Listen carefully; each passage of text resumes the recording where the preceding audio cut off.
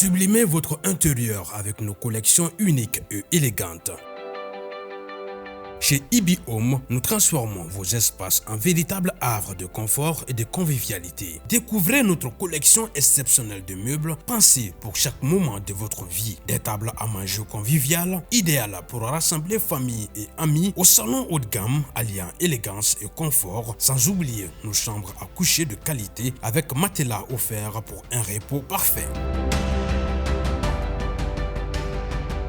Explorez notre sélection de luminaires rares et uniques qui sublimeront vos espaces. Découvrez notre gamme de motos électriques, économiques, performantes et respectueuses de l'environnement, idéales pour vos trajets urbains en toute sérénité. Nos installations solaires vous garantissent l'indépendance énergétique tout en réduisant vos factures. Chez Ibi Home, profitez en ce moment de réductions allant jusqu'à 35% sur nos équipements solaires. Ce n'est pas tout, nous vous proposons également des options de paiement échelonné pour encore plus de simplicité. Venez visiter notre showroom à l'ACI 2000, immeuble Ibi Group. Ibi Home, l'élégance, la mobilité et l'énergie au service de votre confort.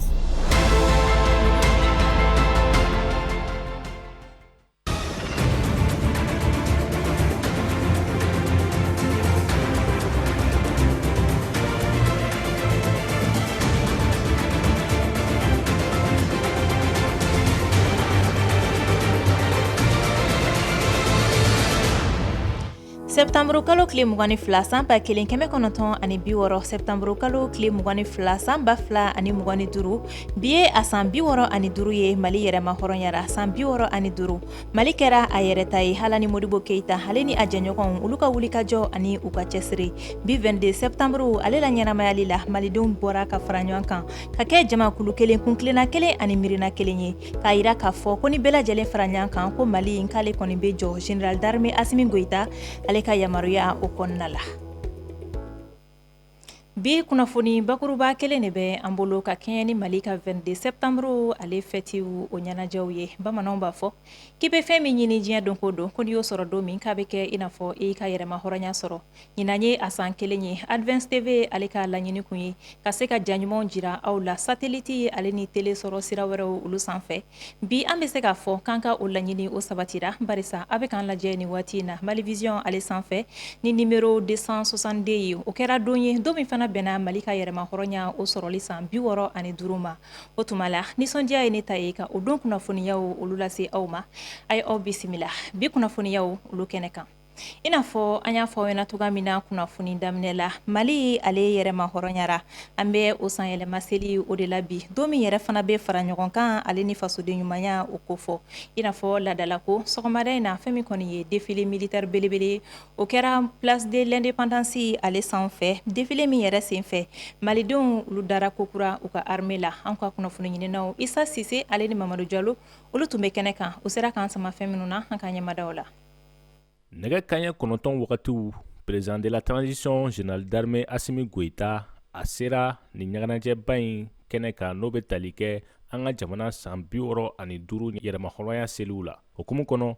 an ka jamana premier ministre Abdoulaye Maïga fo ka taa se Maliki Jaw, Sadio Kamara ani Ismaël Wage fo ka taa se an ka gouvernement maa ɲɛmaw ma ani jamana wɛrɛ lasigiden minnu bɛ an ka jamana kɔnɔ olu bɛɛ kun bɛ nin kɛnɛ kofɔlen in kan fɛn min ye ka Mali dɛmɛ a ka ni yɛrɛma hɔrɔnya seliw la. Baaraw nun donna ni jɔnjɔndi ye ka ɲɛsin maa dɔw ma minnu jɔyɔrɔ bonyara faso baara la. Président de la transition Assimi Goïta a ye médaille da olu disi la min bɛ tali kɛ jamana ale ka waleɲumandɔn na. O baaraw tɛmɛlen kɔ ka bɔ yen fanfare de la garde nationale ale ye kɛnɛ sɔrɔ. Ale ye fɔli kɛ fɛn min ye ka défilé baaraw ni k'olu nun don.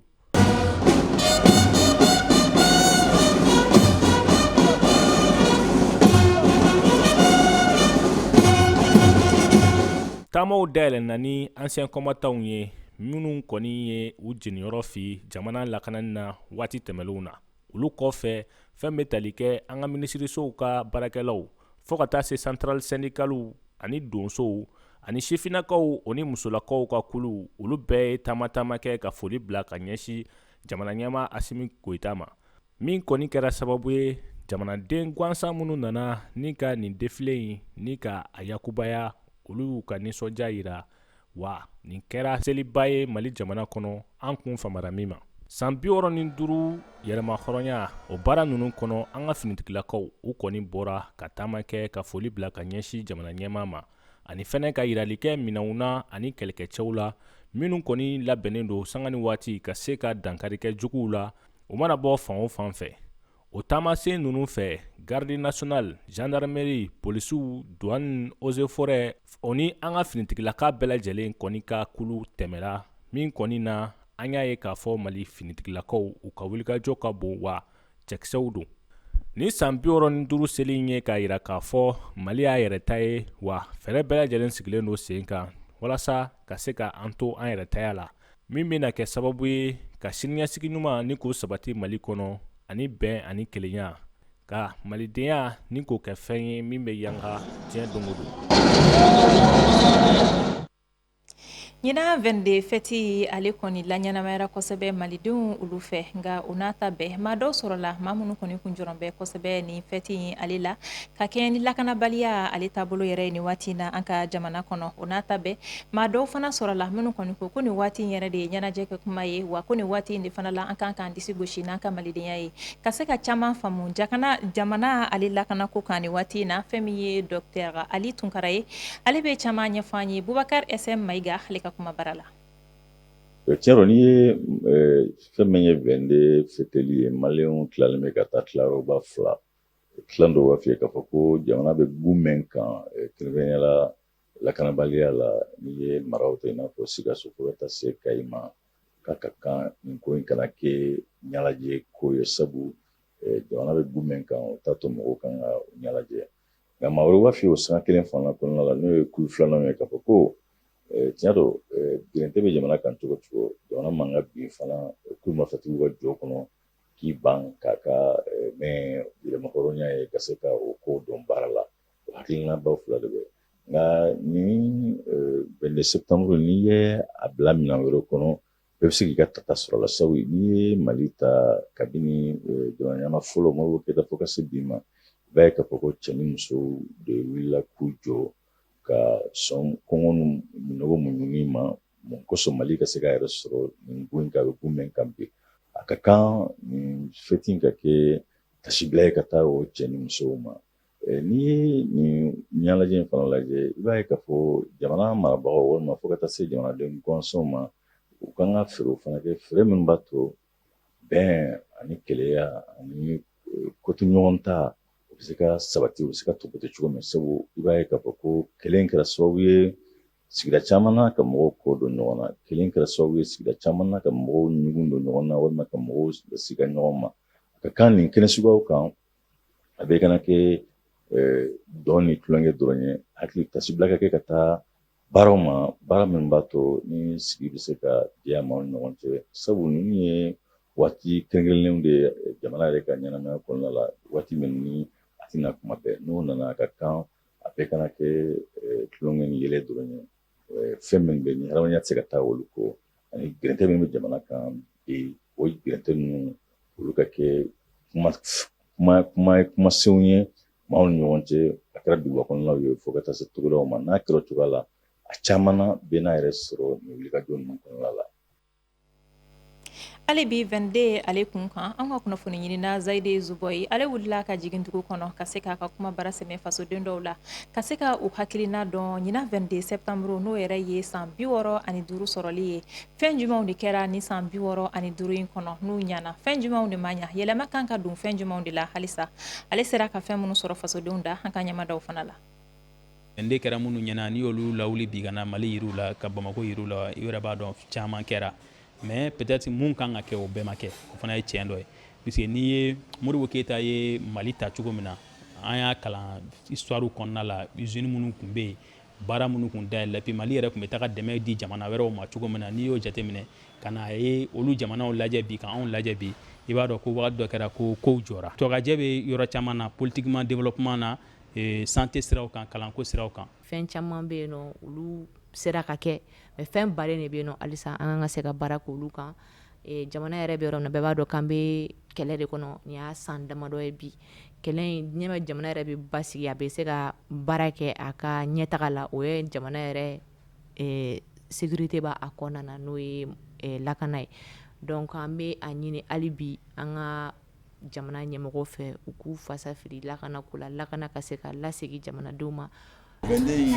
kuranakolo tɛ foyi tɛ an yɛrɛ ka fɛn kɛlen de don ni degun b'an da la an k'o ɲɛɲini fɔlɔ yanni an ka fɔ k'an bɛ taa vende n'i y'a dépenses yɛrɛ jateminɛ u bɛ fɛn dɔ ɲɛ ka sɔrɔ min tɛ fɛti ye quoi. Problème ye insécurité ye mais insécurité ye conséquence de ye conséquence jumɛn don kalanko développement ani sariya ne kɔni bolo ni an bɛ fɛ ka fɛn ninnu solutionner c'est vrai an tɛ se k'a fɔ k'an tɛ kɛlɛ kɛ kɛlɛ bɛ kɛ mais faut toujours an ka hakili to dugumala fana dilanni na puisque ni i ɲɛsin conséquence ma ka cause to yen fɛn ma i ma bɛrɛ kɛ. Donc ne bolo an ka yɛrɛma hɔrɔnya kalan ta fan fɛ o kan ka lawaleya kosɛbɛ nin 22 kan ka kɛ k'an sinsin o kan kosɛbɛ parce que jamana bɛɛ basigilen b'a ka mara de kɔnɔna na o ye filanan ye sabanan o ye an ka yɛrɛma hɔrɔnya sɔrɔ kuranko ta fan fɛ. Sɔrɔdasi dɔrɔn kungo tɛ dɛ an bɛɛ de kungo an b'an tɛgɛ de di ɲɔgɔn ma ka kɛlɛ in kɛ an b'an tɛgɛ di ɲɔgɔn ma cogo di n'i ye jugu ye i k'a jira n'an ma jɛ ka kɛlɛ in kɛ n'an k'an b'a to mɔgɔ kelen ma ni mɔgɔ kelen tɛ se k'a ta a donni bɛ bi an bɛɛ kan. Ale bi 22 ale kunkan fɛn min ye maliyɛnw ye olu ye tasibila kɛ Modibo Keyita ye. Modibo ale ye Mali jamana ɲɛma fɔlɔ ye ale ni a jɛɲɔgɔnw olu minnu kɛra sababu ye ka se ka jamana ale yɛrɛma hɔrɔnya. Modibo ka kɛlɛw kun ye mun ye Maliko la. Modibo ka hakilinaw yɛrɛ kun bɛ tali kɛ fɛn jumɛnw na bi an bɛna hakili jiginkaw ye Modibo Keyita ale ka taabolo kan an ka ɲɛmadaw la. Ale ka kɛlɛ belebele bɛnna ka jɔnjuru tigɛ ka bɔ Mali kan na k'an ka farafinya dɔn ni ka farafinna jate ka kɛ kulu kelen ye. Nunu kun ye ale ka hakilinaw ye. Modibo Keyita ko don Mali jamana ɲɛma fɔlɔ ale min kɛra sababu ye Mali k'a ka yɛrɛma hɔrɔnya sɔrɔ. O yɛrɛma hɔrɔnya sɔrɔli san 65 la ɲɛnamayaliw la. Malidenw ye tasibila kɛ nin cɛba in ye. An kontalen don parce que Modibo ye koba kɛ farafinna n'i y'a jateminɛ kabini Union africaine n'a bɛ fɔ a ma ko OIA bɛ sigi wagati minnu na ale de y'a gafe fɔlɔ dilan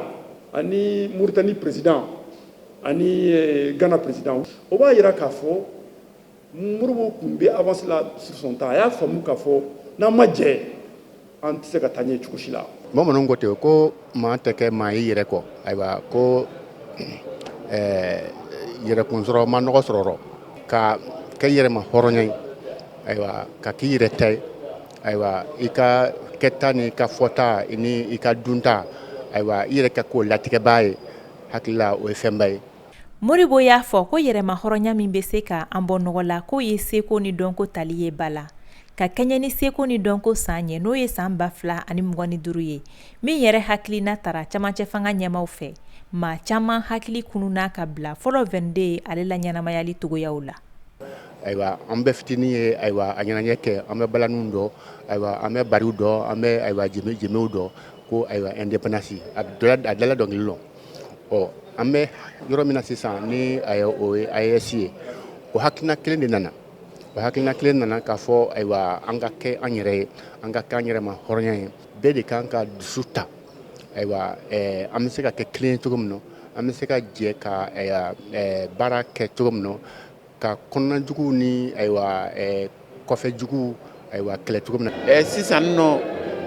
an bɛ Malikura kuma na an bɛ AES kuma na o réalité kelen o min tun y'a ka force ye o de kan ka k'an yɛrɛ sinsinbere bi tuguni kow yɛlɛmara a ma yɛlɛma an marabagaw taara mɛ u ma taa. Cɛsiri de fana bɛ se ka Mali jɔ Modibo Keyita ka fɔ la min b'a jira k'a fɔ ko Mali bɛ jɔ ni maliden kelen kelen bɛɛ lajɛlen ka cɛsiri ye. O kama Saliya Maleko ko sifinnakaw ka taama Modibo hakilinaw sira fɛ. A ye denmisɛnninw kɛ ɲɔgɔn kan a bɛ fɔ ma ko semaine de la jeunesse les semaines culturelles ale de y'o fɛngɛ k'a fɔ ayiwa bɛɛ ka bɔ ni seko ni dɔnko ye ayiwa denmisɛnninw ka ayiwa a fɔ denmisɛnninw ka dɔnkili da ayiwa u ka fɔli kɛ nka ayiwa hakilina min y'o ye n'o ye bɛn ye walasa denmisɛnninw bɛ se ka ɲɔgɔn dɔn cogo min na denmisɛnninw bɛ se ka kelenya cogo min na ka taa Kidali ka taa bila Kayi ka taa Sikaso ka taa bila Tombouctou o denmisɛnninw tun bɛ kɛ ɲɔgɔn kan walasa malidenw ka ɲɔgɔn dɔn ɔ ɲɔgɔn dɔn de bɛ na ni bɛn ye ayiwa fo ka i yɛrɛ dɔn ka sɔrɔ ka i ma ɲɔgɔn dɔn ayiwa ka sɔrɔ ka bɛn. Modibo Keyita hakilinaw kun bɛ tali kɛ fara ɲɔgɔn kan ale ni danbew makarani la minnu yɛrɛ ni AES cɛdenw hakilinaw bɛ ta fasojɔ baaraw la. O la an bɛ dugawu kɛ ko Ala ka Mali kɛ malidenw sago ye. 22 septembre ale tɛ taa togoya si la fasoden ɲumanya kɔ walima faso kanu nazaraw ko o ma ko citoyenneté ale ye jogo ye jogo min kɔni kan ka kalan sifinakaw kun depuis uncini yaasa u ka se ka faso kumabɔ waati bɛɛ lajɛlen na ka se ka caman faamu citoyenneté ale ko kan Isa Sise ale ye wulikajɔ kɛ a sera ka fɛn minnu sɔrɔ Mamadu Jalo b'o lase an ma. Ka kɛ fasoden ye o ye hakɛ ye nka i kan k'i ka kɛtaw fɛnɛ kɛ fasojɔ baaraw la ka daminɛ Bamako fo ka taa se an ka jamana kɔnɔnaw ma maa caman olu hakilina di fasoden ɲuman yɛrɛ kan. Fasoden ɲuman yɛrɛ bɛ daminɛ du kɔnɔ fɔlɔ i ka du fɛ par exemple sisan e y'i ka so ne ka so turu ne ɲɔgɔn ne ka jinɔgɔ bɛ bɔ ne fɛ yen ka taa i ka da la e ko k'e ye fasoden ɲuman ye e tɛ fasoden ɲuman ye i b'i ka dala de jɛ fɔlɔ ka kare kɔnɔna jɛ ka kin jɛ ka sɔrɔ ka jamana jɛ bon o de y'anw jɛ Mali kɔnɔ. Fasoden ɲumanya an bɛ yɔrɔ min na ko bi a ka dɔgɔ an ka jamana kɔnɔ jamana kanu bɛ don denmisɛnnin na depuis a sininama o de kan ka don an ka mara kɔnɔna na ka jamana kanu don an denw na pour que sini ma sinikɛnɛ ma olu de ka se ka kɛ jamana in tabaga ye jamana in baarakɛbaga ye pour que an ka jamana ka se ka yiriwa. I n'a fɔ Usumani Ture n'ale ye faraɲɔgɔnkakulu dɔ ɲɛmɔgɔ ye olu bɛ ɲɔgɔndan labɛn fasodenw ni ɲɔgɔn cɛ minnu ka cɛsiri bonyara walasa ka se ka maaw la ɲagari fasojɔ baara la. Fasoden ɲuman ye fɛn min ye an b'a fɔ a bɛ komi fɛn min e n'i ka sigida cɛ parce que n'i ɲɛna i ye donibu i faso kun ni i tiɲɛna i kɛra doni ye i faso ma. An y'a ye État ka san yɛlɛma o san yɛlɛma a bɛ médaille di mɔgɔw ma en guise de récompense k'u ye baara ɲuman kɛ faso ye. Bon, an ko n'u bɛ faso baara la o de ko État bɛ k'u récompenser souvent i b'a sɔrɔ mais dɔw bɛ duguma olu tɛ ka ye o. Donc à travers les leaders jeunes de différents horizons an y'an fara fara ɲɔgɔn kan ka hakilina ta est-ce que on peut pas jouer le rôle de la société civile ka dɔw encourager. Ka fara Usumani Ture kan maa caman ye hakilinaw ta walasa k'u jeniyɔrɔ fi jamanajɔ la. O dɔ ye Aliu Badara Keyita ye n'ale ye Challenge Citoyen 22 septembre labɛnbaga ye min hukumu kɔnɔ an ka yɛrɛma hɔrɔnya seli u bɛ baaraw boloda walasa jamanaden bɛɛ k'a dɔn k'a fɔ bi malidenw u kan hɔrɔnyara. Bon, Challenge Citoyen projet dɔ y'a sigi a san 5 de filɛ nin ye an ɲɛ b'a la an faso bɛ gɛlɛya kɔnɔ an fɛnɛ tɛ se ka sigi ka faso lajɛ gɛlɛya kɔnɔ n ko an fɛnɛ ka projet dɔ sigi sen kan min fɛnɛ bɛ se ka faso jukɔrɔma tintin donc Challenge Citoyen wulila n'o hakilina de ye k'a lajɛ fɛnɛ a bɛ se ka bɛn ni kelenya sabati Mali kɔnɔ cogoya min na a bɛ se ka kɛ fɛnɛ fasoden ɲuman bɛ se ka sabati Mali kɔnɔ cogoya min na. I n'a fɔ bamananw b'a fɔ cogo min na fasojɔ baara o ye don o don baara ye wa a ka kan fasoden bɛɛ lajɛlen k'i cɛsiri walasa k'i jeniyɔrɔ fi jamana ɲɛtaa sabatili la. Fasoden ɲumanya dɔ fana ye ka kɛ Mali fɛ i dusukolo ale ni i kɛwale la k'a faamu k'a fɔ ko Mali ye an bɛɛ lajɛlen ta ye an ka jɛ ka fara ɲɔgɔn kan ka bɛn kelen na yaasa bɛn ni kelenya o na sabati Mali kɔnɔ ani an na se toga min na ka Mali ɲuman bila sini denmisɛnw ɲɛ ni ne bɛ dan sigi bi kunnafoniyaw la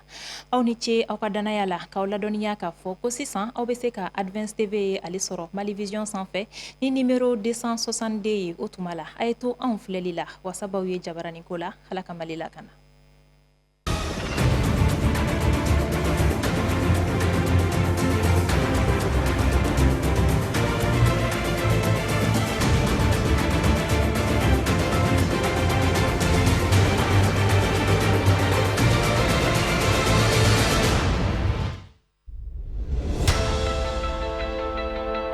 Sublimez votre intérieur avec nos collections uniques et élégantes.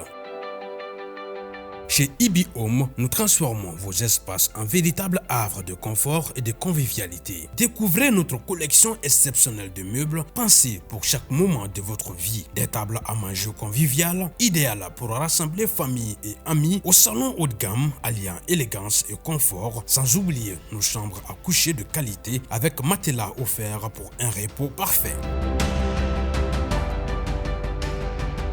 Explorez notre sélection de luminaires rares et uniques qui sublimeront vos espaces. Découvrez notre gamme de motos électriques, économiques, performantes et respectueuses de l'environnement, idéales pour vos trajets urbains en toute sérénité. Nos installations solaires vous garantissent l'indépendance énergétique tout en réduisant vos factures. Chez Ibi Home, profitez en ce moment de réductions allant jusqu'à 35% sur nos équipements solaires. Ce n'est pas tout, nous vous proposons également des options de paiement échelonnées pour encore plus de simplicité. Venez visiter notre showroom à l'ACI 2000, immeuble Ibi Group. Ibi Home, l'élégance, la mobilité et l'énergie au service de votre confort.